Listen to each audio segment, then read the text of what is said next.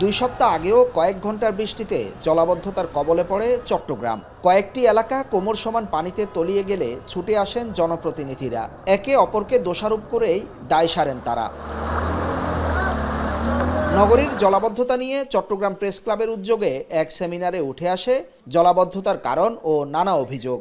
নগর পরিকল্পনাবিদরা দাবি করেন, গত সরকারের সময় সঠিক সমীক্ষা না করেই তাড়াহুড়ো করে 14,000 কোটি টাকার প্রকল্প হাতে নেওয়া হয়, যেখানে নতুন খাল খনন সহ মাস্টার প্ল্যানের অনেক কিছুই বাদ পড়ে। তার উপর প্রকল্পটি সিটি কর্পোরেশনকে না দিয়ে অনভিজ্ঞ সিডিএকে দেয়ায় বাস্তবায়ন কঠিন হয়ে পড়ে।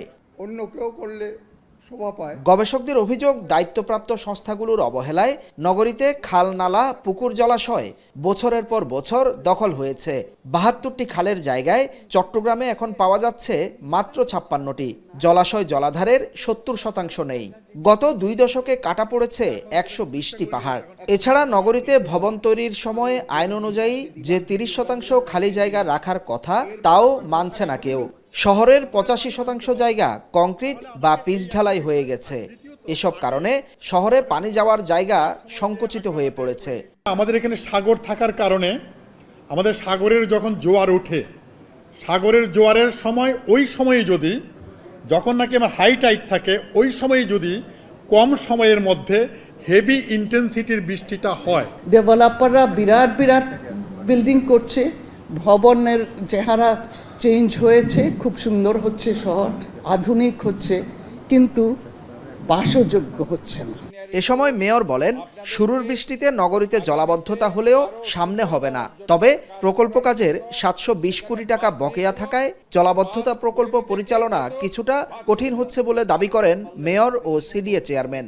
এ সময় জলাবদ্ধতা প্রকল্পের সংবাদ প্রচারে আরও সতর্ক হতে সাংবাদিকদের পরামর্শ দেন তারা।